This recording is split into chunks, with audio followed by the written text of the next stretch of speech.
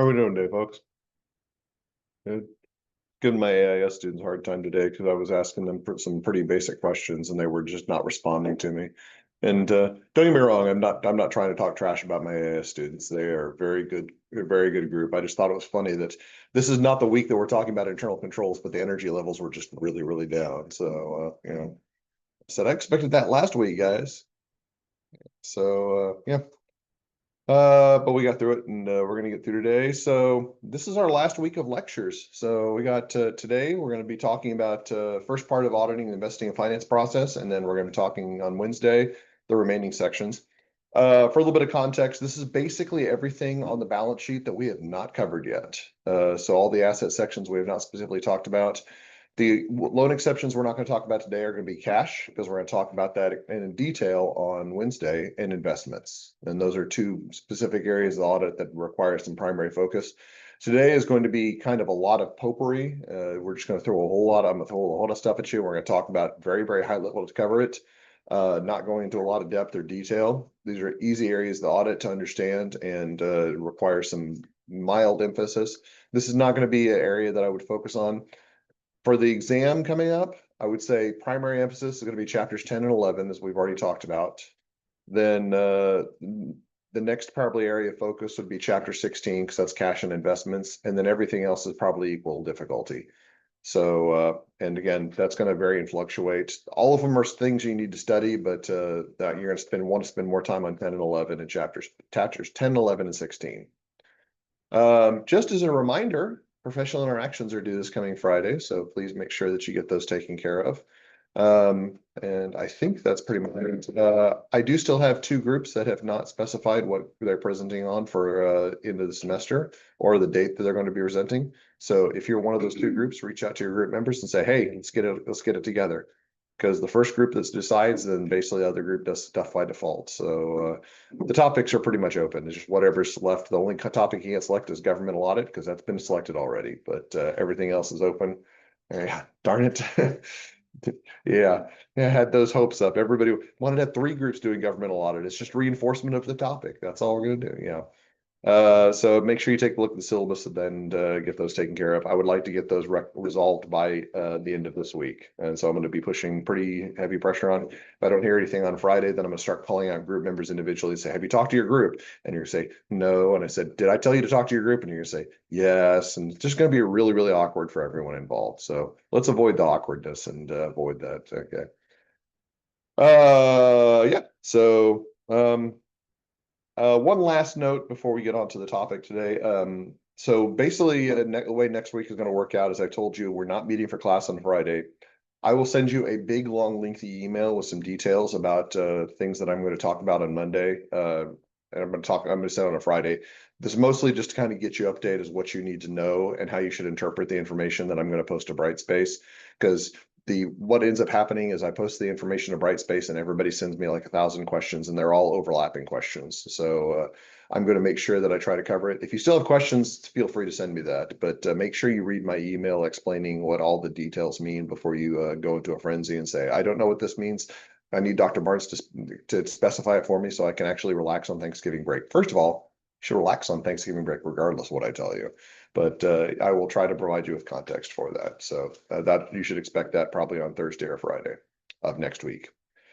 Today, first part of the finance investing process, we're going to talk about account areas that we have not talked about yet. So that's going to be some of our current assets. We're going to talk some of our long-term assets, talk about a few of our liabilities, and we're talk about equity. We're also going to wrap up with the income statement. So like I said, a whole bunch of different areas we're going to spend little time on, but we're going to talk about high level how to approach it. So first thing we're going to talk about is we're going to talk about prepaid expenses. Everybody remember prepaid expenses back from the original 220 class and how to treat those?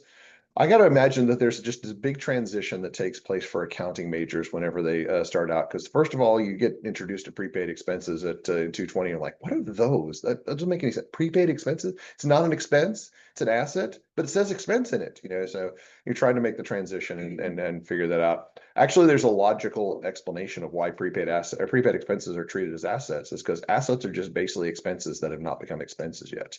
Think about it that way. Yeah. Anyway, so some examples of prepaid expenses that you're familiar with: prepaid rent, prepaid insurance, prepaid interest, okay?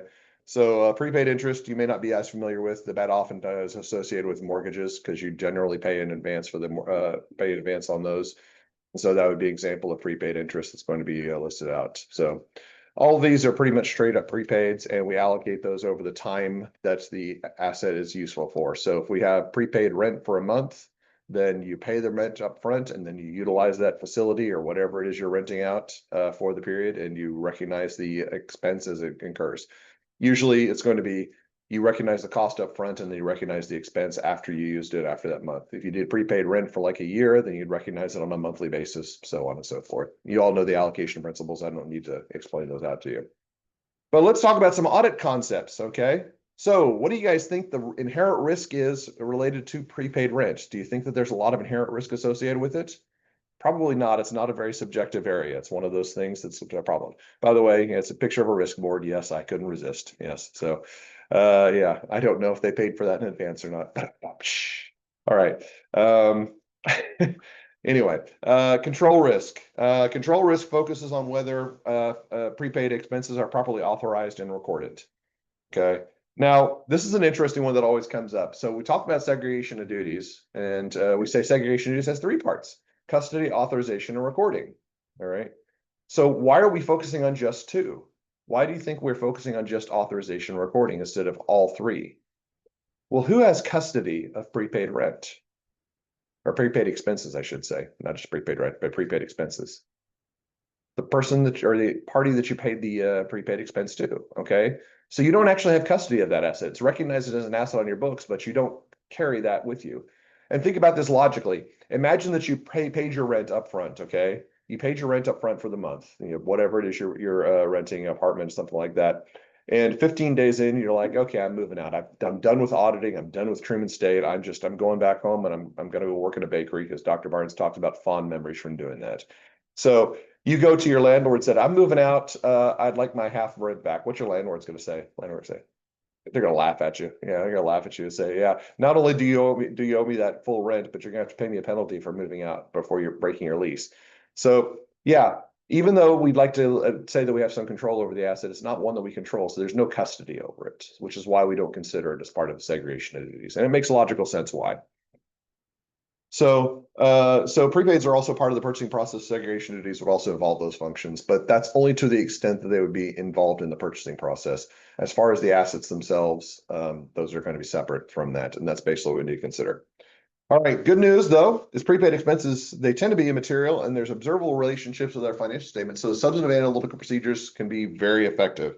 Now, it's important to note when I talk about substantive analytical procedures in this area, we're talking about all types: trend analysis, ratio analysis, develop some expectations. So you can kind of see here, we can actually look at trends from previous years. We can compare ratios, relative sales or assets, and we can compare estimates based on terms of prepaids. Okay, if we know what the terms of the prepaids are, then we can take a pretty good guess of what the prepaid expense should look like and what the allocation should look like over time. All right. So with that, we basically said there's not going to be much in the way of inherent risk that we have to worry about. Controls are pretty straightforward. It's just segregation of duties, but just take authorization and recording. And the substantive analytical procedures can be very helpful because this is a very small account, generally not very material, and there's some very easy relationships that we can identify. So what are we going to talk about with respect to substantive procedures? Okay. So first of all, confirm the policy beneficiary with the insurance broker. Now, I want you to note, this one says confirm, the next one says confirm, but the wording here is very important. This says confirm the policy beneficiary, all right? So what is a beneficiary on a policy, on a prepaid policy? Somebody who gets the benefits from it, okay? So that would imply ownership, right? What would be the best assertion related to ownership that we could identify? Rights and obligations. Yeah, very good. Now, confirm policy and insurance broker with examining supporting source documentation. Okay, so this one's kind of an interesting one. This one, we're actually just looking at the documentation or comparing it to source documentation. Do I apply a direction in this particular statement? Not really. I don't really apply a direction. I put words in a certain order, but I didn't apply a direction that we're testing. So we could test in either direction, which means it could be either existence, occurrence, or completeness. In that case, we can say both can be tested. All right. Determine unexpired portion of prepaid expense. That's math. What are we going to be testing for math? Yeah, good. Determine a proprietary of distribution between manufacturing overhead and SG&A expense account, SG&A expense. So this is basically saying of the prepaid asset, which of these is associated with actual production and which of this is associated with period expenses. So this is going to be something we're going to be looking at the categorization of the expense account. And what's another word for categorization? Classification. Yes, very good. All right, we're done with prepaid expenses. Let's talk about property, plant, and equipment. Okay. Property, plant, and equipment, generally material and generally very important. Okay. So property, plant, and equipment is going to be an area of emphasis for testing. The good news is property, plant, and equipment testing is very, very easy. And we'll talk about why here in just a second. Okay. So for new engagements, I'm not going to say that statement is true. So new engagements, basically, a property plant equipment testing is going to be pretty extensive because we've never looked at the detail before. We have to test all assets that are listed, all assets that are listed for new engagements. The thing about it is, though, is if we're doing a recurring engagement, what is the assumption? That we've already audited the prepaid equipment that was in place last year? So think about it this logically, okay? Say that I've audited this tables in this room. These are all fixed assets. So I audited the tables. Now, last year we audited the table. All those tables out there were in place. So I know what the valuation of the tables are and know the details of that and everything for the testing for the tables. This table over here is brand new, all right? It only came in this year. But if I have knowledge of the existing tables right out here, do I need to audit them again? No, I audited them previously. So why do I need to worry about auditing them again? The only thing that I really have to concern myself with is depreciation on the table themselves, which is a pretty easy test. So all I have to do is focus on this table because that's the new one. That's an example of how we would test property, plant, and equipment in the real world. We focus on changes from previous periods. All right. This is something called testing using a fixed asset roll forward. So additions and disposals to PP&A using a fixed asset roll forward. Now, we're not going to actually do an example of fixed asset roll forward. It's not particularly difficult. This is an example of one. I think this one's actually even more complex than we need because it says transfers. All I would really want to focus on is the additions and disposals. So I know what my beginning balance is, and that beginning balance has been audited, correct? Because that's what I started with at the beginning of the period. All right. And I tested all of that information previously in some other audit. I'm trying to prove the ending balance. So if I know this is correct and I want to prove this, why don't I just test this information right here? How likely is it that there's going to be an overwhelming multitude of fixed asset transactions for most organizations? We're talking about a really, really large organization. There may be substantial transactions, but for most organizations, we're probably talking about a few transactions at best, particularly if we're talking about building or something larger than like that, equipment acquisition. Anything that's large enough to be considered to be a long-term asset or a large long-term asset is going to be pretty easy to identify. So testing those assets is generally going to be a much better approach than trying to test all of the existing assets simultaneously. So we're going to focus on additions and disposals. And logically speaking, if we make sure that this is correct and this is correct, and we know that this is correct, does that mean that this is correct right here? Absolutely. Absolutely. All right. So yeah. There are four basic categories of PP&E transactions. Okay. So we talked about additions. Okay. The additions are pretty straightforward. We're talking about acquisitions. That's basically the only way that we can add a new asset is to acquire a new asset. So that's primarily going to be our category of additions. There can be other areas that we can acquire. We'll talk about one of those here in just a second, but this is going to be our primary focus. Then we have disposal through sales, exchange, and retirement and abandonment. So all of these are possible ways that we can get rid of an asset. We can sell the asset. We can exchange it for a like-kind asset. We can basically say, nobody wants this. We're just going to retire it. And in some situations, we can just abandon it. Not usually advised to do that last one because usually there's liabilities associated with that, but that's a possibility, especially if we don't think that there's any way that we can retire it effectively. Third possibility is our third category is going to be depreciation. Okay. We do know that fixed assets have depreciation associated with them, all but one type of fixed asset. Which fixed asset does not have depreciation associated with it? That's right. You learned your lessons well, guys. Okay. We do not depreciate land, no matter what some of my former graduate students say. All right. I'm thinking of one in particular who actually tried to depreciate land for tax purposes and then got a AI tool to actually agree that it was possible. So yeah, funny story there. Anyway, yeah, so we do not depreciate land, but we can depreciate everything else. And yeah, so that's the case.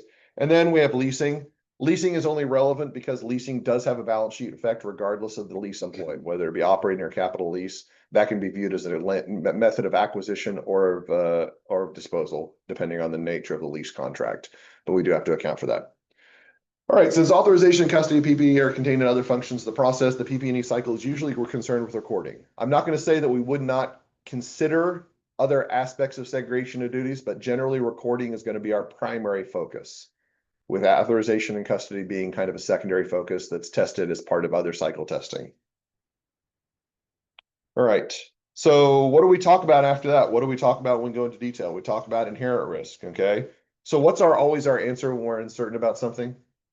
It depends, okay? So it depends. The assessment depends on the complexity of the transactions and the valuation of the fixed assets. So if we're talking about something that's really simple, it's like you have vehicles and those are your only legitimate fixed assets. We know what the vehicle risks are because we can associate those with the purchases. Those are really low risk. What if we're talking about a highly complex fixed asset that was built using proprietary resources from the organization? That's a lot harder to test because there may not be any basis for evaluation or basis for testing. Okay, so it really depends on the nature of the fixed asset. If it's something that's an existing fixed asset, it's easy. If it's not a pre-existing fixed asset, it could be more challenging. Control risk. So we want to verify proper documentation of acquisition and disposals.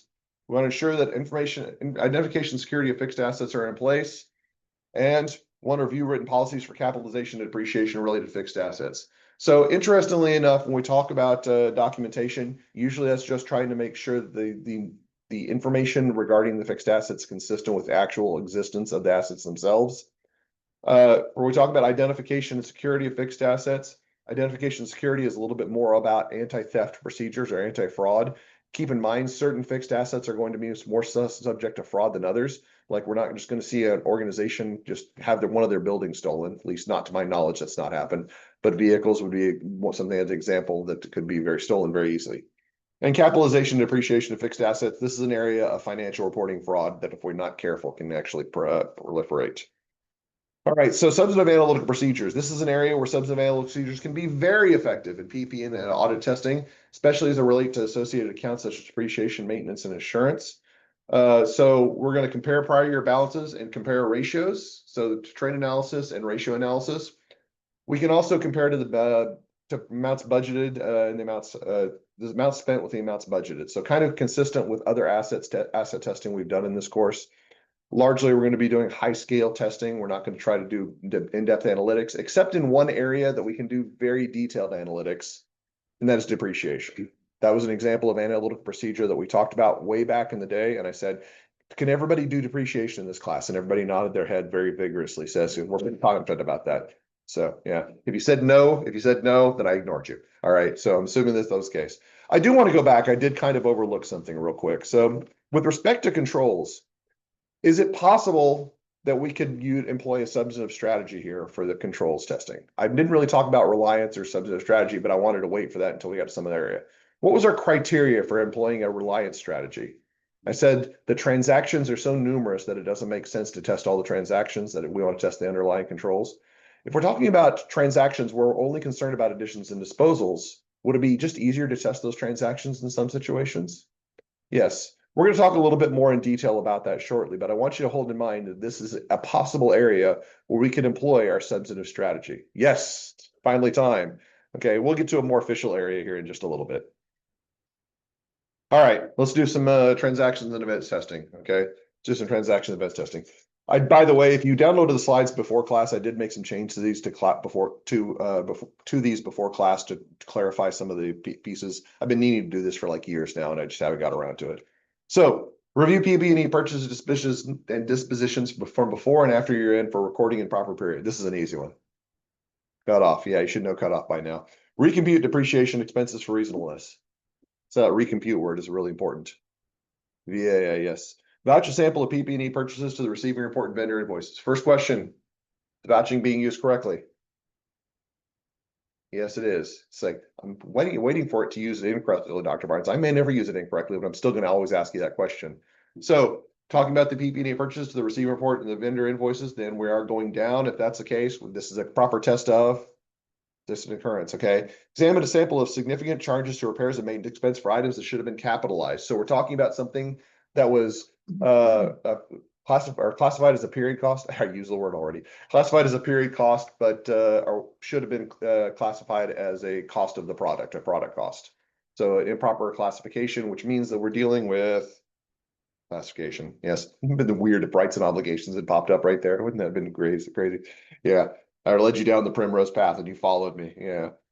Obtain the fixed asset schedule and trace to the general ledger. Okay, so is that going to be correct? Is that correct directions that we said the word trace? Yes. Okay, so that's testing completeness. By the way, these are account balances that we're doing testing right now. Recalculate accumulated depreciation for reasonableness. Is that something we'd want to do to make sure that depreciation is properly calculated? Can we do an analytic procedure similar to that? Could we do a substantive procedure similar to that if we had the detail? Yeah. Okay, so if we're recalculating, then it's going to be VAA. Perform a physical inspection at assets to test for unrecorded retirements. This is an interesting one. Unrecorded retirements.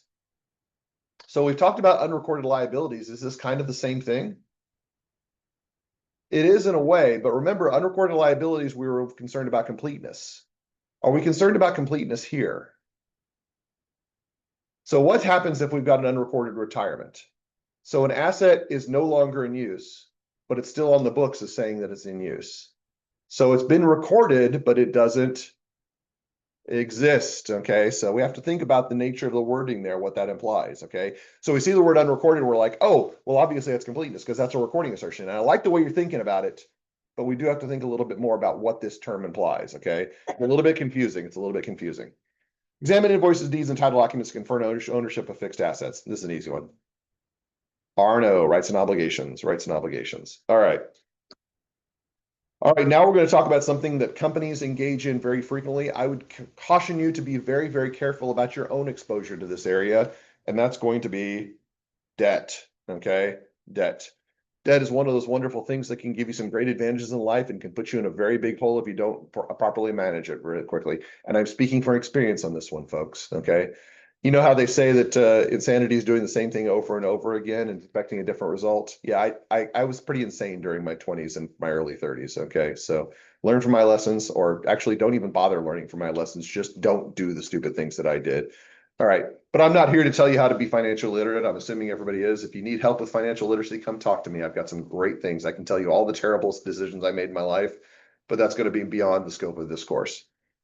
So long-term debt comprises all debt instruments and potentially hybrid instruments with resolution periods longer than 1 year. Okay, so what is going to be audited? Well, we're going to audit the debt instruments themselves. We're also going to audit the associated interest expense. So debt instruments don't comprise a lot, big category of stuff. That's pretty easy, right? You've all learned this back in 303 and in previous courses, and you can tell me all the different debt instruments that are existing out there, right? Right? Okay, what's the list? Okay, that's what I thought. That's what I thought. All right, so what about notes? Notes are those long-term debt, bonds, okay, debentures, certificates, mortgages, leases, other stuff, okay? Yeah, those could all potentially be debt instruments. That's not fair because I got them written down in my notes, but then again, you know, I'm old. I don't have to memorize stuff anymore. If I try to memorize stuff, it goes in one ear right out the other real quick, or one eyeball out the other. I don't know the direction, but yeah. So yeah, memorization, not my strong suit anymore. Not my strong suit anymore. Anyway, so considering the following with respect to long-term debt, we're talking about inherent risk here, okay? So what do we think about the size? So we're going to talk about size, activity, and complexity with respect to how we characterize inherent risk here, which I think is a good framework. What do we think about the size of long-term debt? Generally speaking, we're talking about large organizations. They're pretty large, generally very large, okay? It's very rare that they say, we're going to take out a bond issuance. How much is it going to be? It's going to be for $20. Yeah, that would be. Let me just give you my ATM card, dude. Yeah, so yeah, so we're talking about very large. What about bond activity? Do companies frequently make bond issuances or long-term debt issuances? We hope not. Okay, generally minimal. So there's a problem here. We've got a little bit of a conflict here. Size is going to be very large, but frequency is not going to take place. What about complexity? What about complexity? Does anybody want to answer that question? Are they complex or not? Yeah, you guys got that one. I can no longer disguise my tricks from you anymore, okay? So what does it depend upon? It depends on the nature of the bond instrument, okay? We're talking about notes payable and bonds payable. These are very easy. You guys learned these in 303. Amortization sounds like it's really difficult, but I'm guessing you guys can amortize with the best of them now. All right.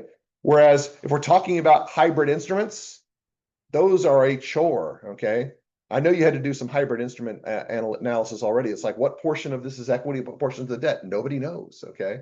We try to make our best estimates, our best guesses, and it's just really, really off the hook. It's just can't really tell.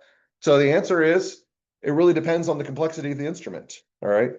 This, by the way, can actually be some same thought and the same concept we talked about with respect to PP&E, which makes sense because if you think about it, these are just kind of mirrors one another. Long-term debt and property, plant, and equipment. One is an asset, one's a liability, but they're very large and they represent very big commitments in the organization. So it makes sense that the same rules would apply here. All right. So it depends on the nature of the item that we're talking about, the liability item we're talking about. Notes payable, bonds payable, piece of cake. Okay, very, very straightforward with respect to that. Hybrid instruments, not so much. Might require a little bit more work. So inherent risk is variable. Inherent risk is variable. It really depends on what we categorize here. So when it's possible, auditors tend to rely on a substantive strategy for long-term debt. Okay, so we're finally to our substantive strategy, our official beginning of substantive strategy. Okay, which I didn't prepare a celebration theme. I probably should have. I know Professor Templeton would be right on top of that because he loves to play music in his classes. But I didn't prepare that, but you guys can silently celebrate at your tables. Why do we actually use the substantive strategy? And I want you to consider the word activity from the previous slide, okay? So the answer is what we've alluded to. It's more efficient to audit a small number of transactions than the controls surrounding them. Now, I want you to keep in mind here, this does not preempt our responsibilities under Sarbanes-Oxley. If we are talking about an audit of a financial institution that is under PCAOB audit guidelines, and we're doing an audit over internal controls over financial reporting, we're still required to test the controls in that area. But if we're talking about a company that's not required to do those tests, we're not required to do those tests for, or if we're talking about controls that are operational or compliance in nature, then we could say we're just going to bypass testing the controls and just test the account balances. Because if you think about it, what are the controls meant to be a means to? The controls are meant to be a means to making sure the transactions are legitimate. If we just test the transactions and make sure they're legitimate, we achieve the same result. So that's basically accomplishing the same thing.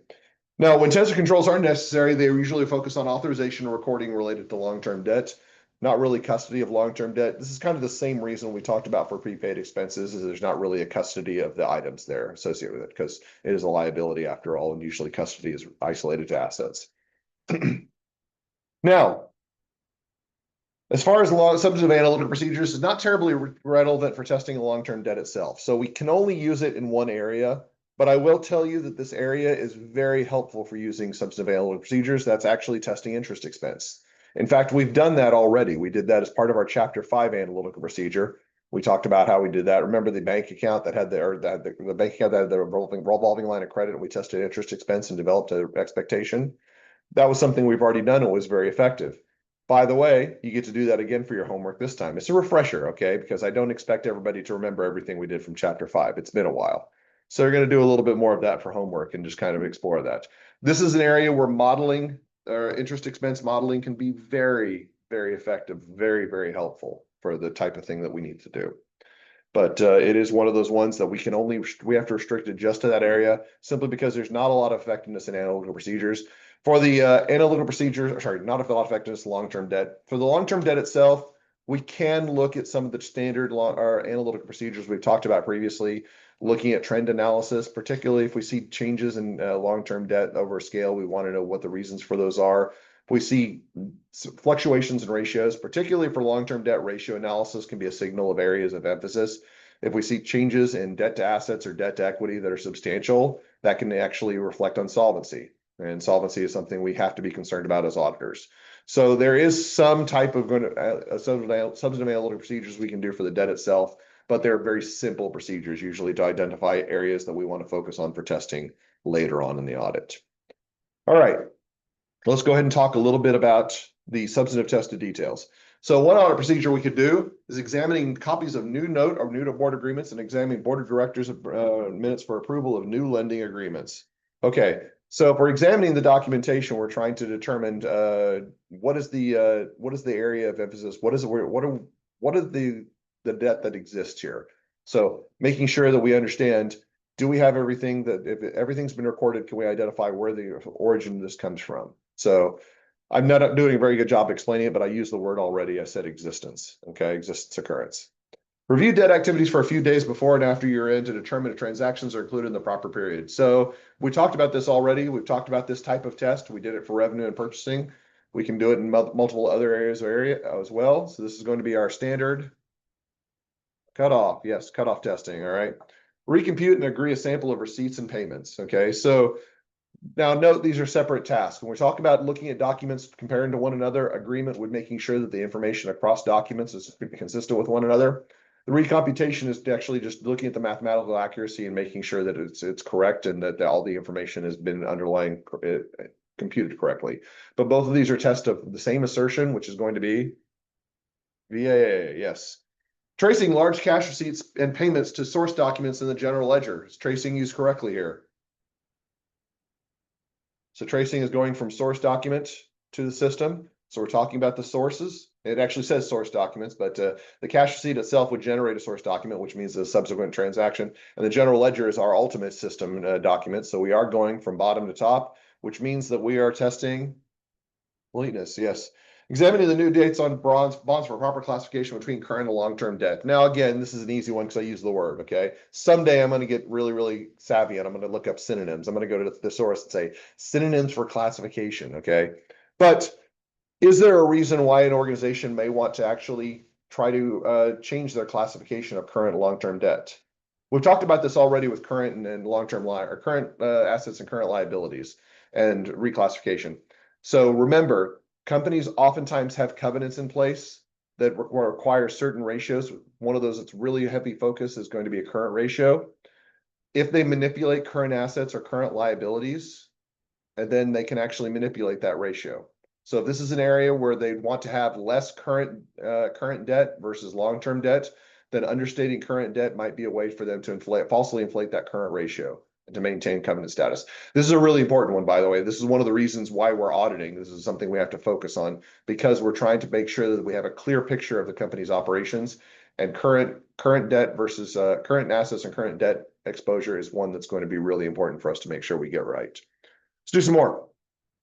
Examine copies of note and bond agreements to verify ownership. We see ownership, we think what? Rights and obligations, yes. Examine new debt agreements to ensure they're recorded at proper value, verify computation amortization of the premium discount. We see value, we probably think of one word or one assertion. VAA. Obtain a standard bank confirmation requesting specific information on notes and banks from confirmed notes or bonds with creditors. Okay, so what do you guys think? This one's a tricky one. So it's very interesting because there's a confirmation here, okay? And what do we know confirmations can test? They can test multiple assertions. What do we think the primary assertion that we're testing here is, though? It's a liability. And liability, the most area of risk and assertion wise is going to be completeness, okay? Completeness, okay?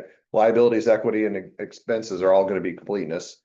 Now, can we also test existence occurrence with confirmations? Yes. And I noticed I didn't put a direction in here. So it's possible we could test both. There's a reason why in the last one I put existence occurrence first and then completeness second, is because existence occurrence is the primary assertion.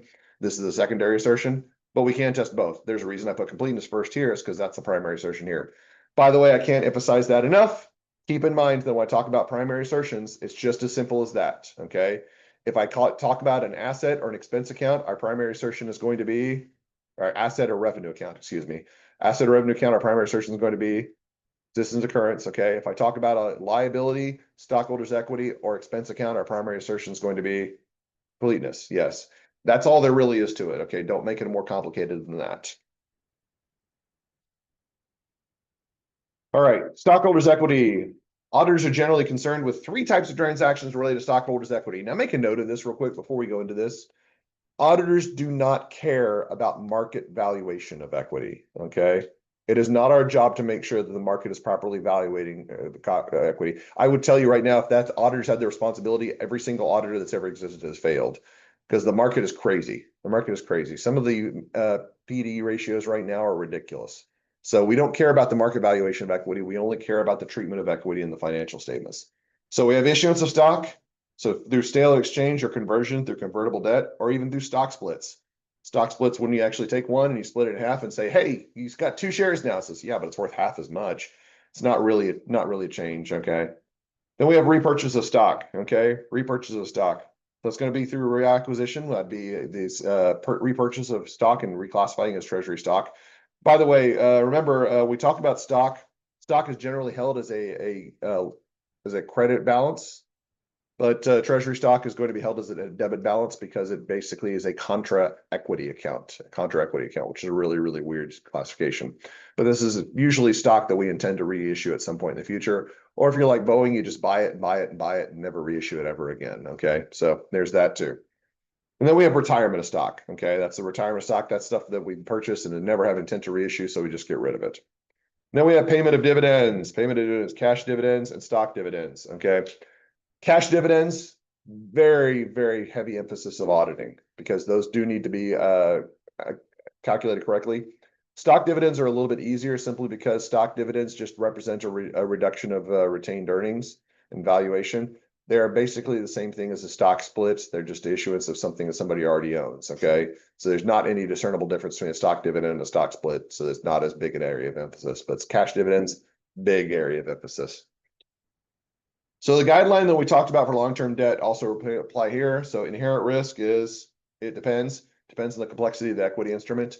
Keep in mind that in this day and age that it's also difficult to tell if something is debt or if it's equity. There's going to be elements of both. If that's the case, it's good that we have the same criteria for both debt and equity because we can test them in the same way. Control risk, if substantive strategy is going to be preferred. However, true segregation of duties is important, okay? So the good news for you guys is I got some more segregation of duty stuff here. So let's talk about these. The individuals responsible for issuing, transferring, and canceling stock certificates do not have any accounting responsibilities. So if we're talking about issuing, transferring, and canceling stock certificates, what does that sound like to you all? What type of responsibility? Custody, authorization, or recording? Sounds like authorization to me. Authorization, okay? Does not have any accounting responsibilities. Accounting responsibilities would be recording. So we're talking about separation of authorization and recording there. Individual responsible for maintaining a detailed stockholders record should be independent of the maintenance of general ledger control accounts. This one's not true segregation duties. This is redundant recording functions, okay? So stockholders records and control accounts, those are just recording at different levels. That's that similar recording redundant function that we talked about in other situations. Individual responsible for maintaining the detailed stockholders records should also process cash receipts and disbursements. So maintaining stockholder records, that's recording, obviously. Cash receipts and disbursements, well, cash is an asset, so we're talking about custody, okay? Okay, appropriate segregation duties should be established among the preparation, recording, signing, and mailing of dividends checks, okay? So preparation and recording, those sound like what type of function? Recording, signing is authorization, mailing of dividend checks, custody. So that's all three right there. Now, this is an area that we're going to talk about, and I've talked about a little bit already, but I do want to emphasize. There's probably not an aggregated area within the organization that focuses entirely on equity, unless it's a really, really large organization. In all likelihood, there may be 1 or 2 individuals that are responsible for equity transactions in an organization. Now, let's do the math. We want to separate out 3 areas of responsibility. We have 1 or 2 individuals, okay? Is that possible to do that effectively? Probably not. So if we cannot have appropriate segregation of duties, we need to have compensating controls in place to be able to address that. This is going to basically involve management review of transactions to make sure they are legitimate. If there's no management review of transactions, then basically we can assume segregation of duties has been violated. This is where we as auditors are going to be very, very heavy in scrutiny of the transactions in this area because segregation of duties can be a very big challenge within this area. All right. Let's talk about some substantive tested details. So confirm the stock transfer agent, the number of shares authorized, issued, and outstanding. Okay. This one's kind of an iffy one because you can actually talk about which ones, a couple of these. VAA could technically be part of this, but if we're talking about the number of shares issued, authorized, and outstanding, we're probably talking to make sure that everything's been recorded properly. So if that's the case, completeness. Okay, completeness. Recompute the value assigned to the stock transactions during the period. This one's an easier one. VAA, voucher transactions recorded to current period board of minutes. So we're talking about looking at the board of minutes, but looking at those transactions and going down and see where do these originate from? Are they valid? Okay, so this is existence occurrence, yes. Determine whether are there any restrictions on retained earnings. This is kind of an interesting. What does that mean? So I told you a little bit earlier, when dividends are paid, they reduce retained earnings. Okay. What if you got certain retained earnings that said these cannot be used for any purpose? They have to be maintained at a certain amount, whether that be for contractual obligations or covenants, or that's just a policy of the organization. So if there's restriction on retained earnings, they can't be delved into, which means that these retained earnings are categorized differently than other retained earnings. So we're talking about classification. Yeah, I used the different word this time.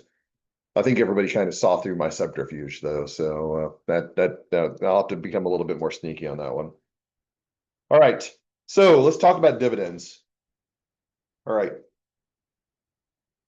Because of concerns of violations of corporate bylaws and debt covenants, all dividends declared and paid should be audited. Now, there's two different things that we need to note. Now, I'm going to go through the detail on this, and then I'm going to simplify this for you. The simplification is really important for understanding this. The detail is a little bit more intuitive once you understand the simplification. But if an independent dividend dispersing agent is used, so some other party does the work for our client, we have to do two things primarily. Confirm the amount dispersed to the agent and agree the amount with the amount authorized by the board of directors. All right. Why did I say that there's two things done? Because we're talking about two specific assertions in this area. We're talking confirming the amount dispersed. Now, this could be multiple assertions, but we've already talked about this. What is our primary assertion if we're doing a confirmation of dividends? It's an equity item, so we're talking about completeness, okay? So this is going to be our completeness test. And then agreeing the amount with the amount authorized by the board of directors. Agreement generally implies VAA. So we're testing completeness and valuation allocation accuracy, all right? What about if the independent agent is not used? So the client does the disbursement themselves. They actually issue the dividends themselves. We want to recompute the amount of dividend authorized by the board of directors and trace the amount of cash disbursement to the dividends payable.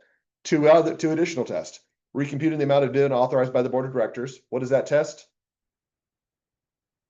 Recompute's a big word there. Yeah. VAA, okay. Tracing the amount to cash disbursements or dividends payable. If we're tracing, then we're going to be completeness, okay? We're testing completeness and VAA. Does everybody see the theme here? Seems like there's a lot to go through here, but ultimately what it comes down to is we want to be concerned that the transaction is completely recorded. There's an issuance, or there's a problem that they may not want to fully record the transaction because it would expose them to more risk. So we want to make sure the transaction is fully recorded and it's recorded at the proper value. So these are our two primary assertions of this area. Now keep that as simple in mind. That will be the easy part. You may have to infer a little bit, may have to do a little expansion on this, but this is one of those areas that's not really that complicated, even though it looks complicated, okay? All right, let's talk about the income statement real quick. We've got 8 minutes left. We got 8 minutes left. Let's talk about the income statement. Now let's think back to the entirety of this course. Now I want you to remember everything that we've talked about in this course. Everything, we're going to talk about everything right now. All right, but we're going to summarize it quite a bit, okay? When we discuss balance sheet accounts, we talk about how to test them directly. So think about what we've talked about recently. We've talked about how to test accounts receivable, talked about how to test fixed assets. We talked about how to test long-term debt. Those are direct tests of transactions or controls surrounding those transactions. Can we say that's an accurate statement? Okay. Now let's think about income statement house. We talked about they're tested as part of another account or process. All right. So something like sales. What did I say sales was? How do we test sales? We didn't test sales. We tested accounts receivable, okay? We basically said, if we make sure the accounts receivable are correct, then we infer that sales are correct as well. Or we test them indirectly, like interest expense. What was the way that we said that we tested interest expense just a few slides ago? Analytical procedure, okay? So we either test them as part of another process or another account, or we test them indirectly using analytical procedures. What does this imply to you all? Say the income statement's irrelevant. Let's rip it up and start and just focus on the balance sheet. No, the income statement is important, okay? But our testing as auditors is going to take place through the balance sheet. Now, as additional emphasis for this, I want to talk a little bit about what I mean by this, okay? So on the next slide, you will notice that there's income statement accounts, okay? And for those income statement accounts, what are the associated balance sheet accounts? And for each one of these, you should say, I don't remember on the income statements accounts, say, I don't remember testing this directly, or if we did test it, it was tested as part of an analytical procedure or as part of the balance sheet account that's right next to it. In other words, when we talk about auditing through the balance sheet, we're trying to say that the balance sheet contains enough information that we can verify the details in the income statement by testing all of the balance sheet items. Now let's go back to your talk about this. When you learned about income statements and balance sheet back in 221, does that make intuitive sense? If we test everything in the balance sheet and validate that's correct, does that give us sufficient evidence about the income statement, or at least not, maybe not sufficient evidence, but does that give us a lot of evidence about the information in the income statement? After all, where does everything in the income statement eventually flow to? The balance sheet. Because remember, you do the closeout of the income statement and you say, all right, we've got net income of X dollars.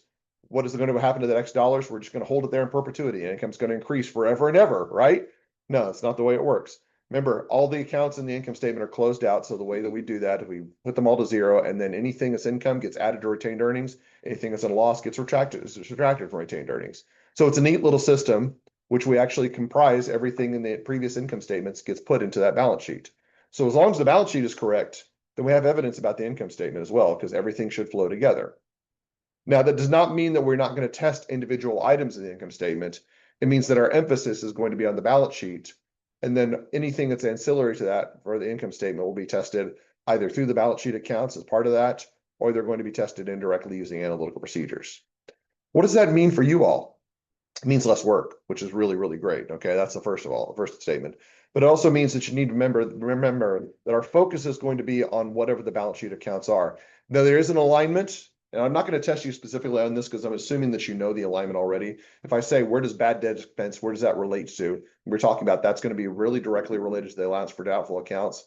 But the inception of that is for your accounts receivable. Because if we didn't have accounts receivable, we'd have no bad debts. Think about this. You're in a cash-based business. How many bad debts do you get in a cash-based business? Hopefully zero. Unless somebody just basically says, okay, here's your Mexican pizza, that'll be $10, and then somebody runs off the Mexican pizza. You don't do that very long before you're just kind of like saying cash up front. Okay, so cash-based business generally doesn't have that. So the only reason that we have bad debt expense in the first place is because of accounts receivable. That's kind of the inception of all these expense accounts, or sorry, the income statement accounts, is that they have a grounding in whatever was generated in the balance sheet in the first place. All right. So to wrap that up, kind of the big picture analysis is that analytical procedures are frequently utilized to obtain assurance about income statement accounts. Now, this can be something as simple and basic as trend and ratio analysis. I've already used this example previously, but I want to reiterate the example. Gross profit percentage. This is one that is a ratio analysis on its own, plus it's a trend analysis that can be utilized to great effect, because if we see changes in gross profit, then we have to know that that's a signal to focus on for audit testing in the future. Additionally, auditor may wish to examine key revenue expense accounts in some detail. Usually, auditor verifies transaction and account by examining the reporting supporting documentation. I just completely skipped over this. The common size income statement for current previous years. It's another form of trend analysis. One thing I didn't include on here, but should be fairly intuitive by now, is that there are certain accounts that we can indirectly test, but get great assurance through using analytical procedures. The example that I'm going to use, and I know I'm repeating myself, but it's really important to verify, is going to be interest expense. Because remember, we talked about how to develop an interest expense analytic back in chapter 5. I said you're going to do it for homework again. This implies that this is a very valid method of audit testing. Anything that you think you can come up with a good estimate for, an estimate grounded in accounting reality, can be very valid for obtaining assurance, whether that be through an indirect or direct means. All right. I think that does it. Yeah, we're done with this part. We got one more content lecture on Wednesday, and then we are done for the semester. So have yourself a great Monday, and I'll see you all on Wednesday.